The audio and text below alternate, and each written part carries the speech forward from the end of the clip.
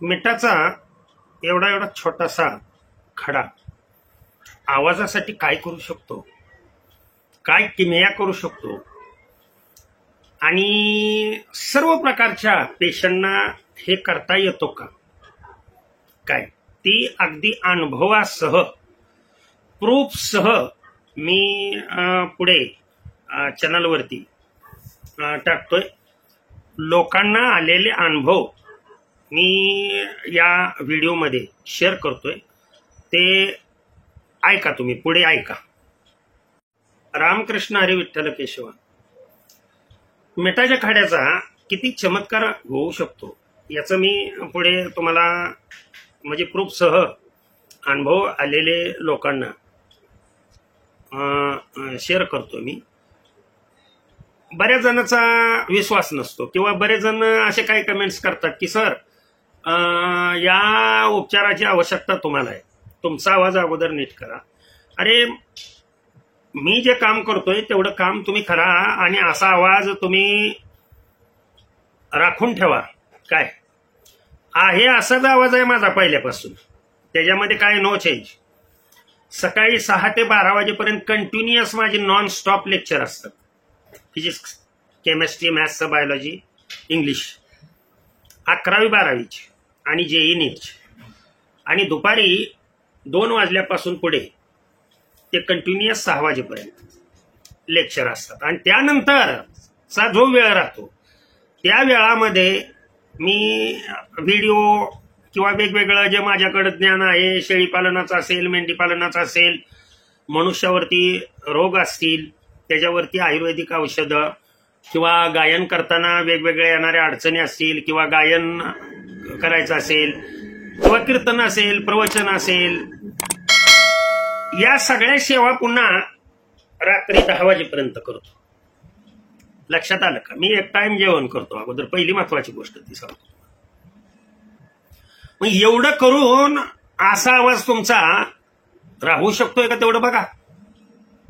आणि राहत असेल तर ज्यांचा एवढं कार्य, एवढं बोलून, म्हणजे दुपारी 2 ते संध्याकाळी 9 वाजेपर्यंत कंटिन्यू बोलणं, व्हिडिओ करायचे म्हणजे काय किरकोळ काम असतं का? बोलता येतं भरपूर जणांना, जाऊ द्या तिकडे नाही मी जात. तर साधा सोपा, ज्या दिवशी या माऊलीची परीक्षा होती काय त्याच दिवशी नेमका आदल्या दिवसापासून घसा जाम झाला त्यांचा.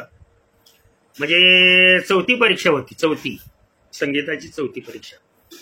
आणि त्या परीक्षेला जाण्यासाठी त्यांनी फक्त मी सांगितलेला छोटासा प्रयोग, एवढा एवढा मिठाचा खडा फक्त दाढेत धरला.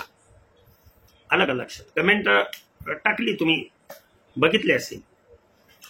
तर त्याच्यावरती त्यांनी स्पष्ट लिहिलेलं आहे की सर माझा खर्च स्वरामध्ये आवाज चालला, आवाजच अजिबात बाहेर निघत नव्हता, तो आवाज माझा चालला आणि मी परीक्षा देणार नव्हते, परंतु तुमच्या एवढ्या एवढ्या छोट्याशा मिठाच्या खड्यामुळं मी परीक्षा देऊ शकले.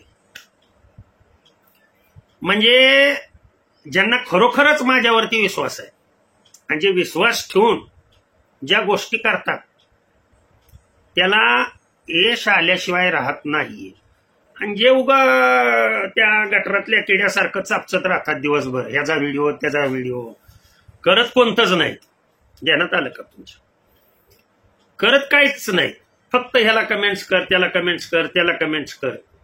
आचरणात त्यातलं काही नसतं.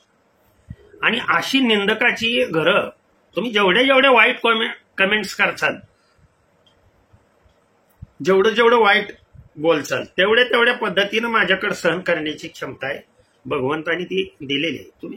तुम्ही काय बोलताय काय नाही याच्यावरती माझा परिणाम, म्हणजे माझ्यावर काही परिणाम होत नाही. मी फक्त सांगत असतो की अशा पद्धतीचे लोक आहेत. आणि माझं एक ठाम मत आहे, बाबळीच्या झाडाला दगड मारल्यानंतर काय मिळणार आहे? काटेच मिळणार आहे. लक्षात आलं?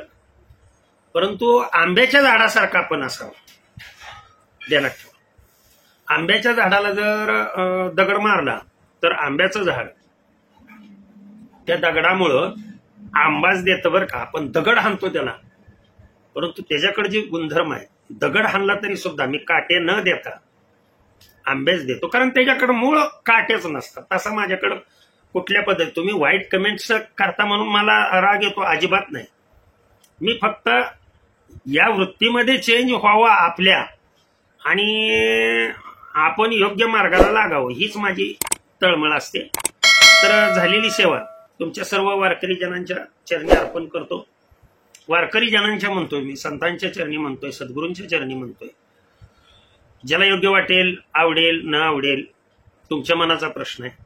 सेवा अर्पण करतो आणि सेवेला पूर्णविराम देतो. पुंडलिक वरदा विठ्ठल श्री ज्ञानदेव तुकाराम. विठ्ठल विठ्ठल विठ्ठल विठ्ठल विठ्ठल विठ्ठल.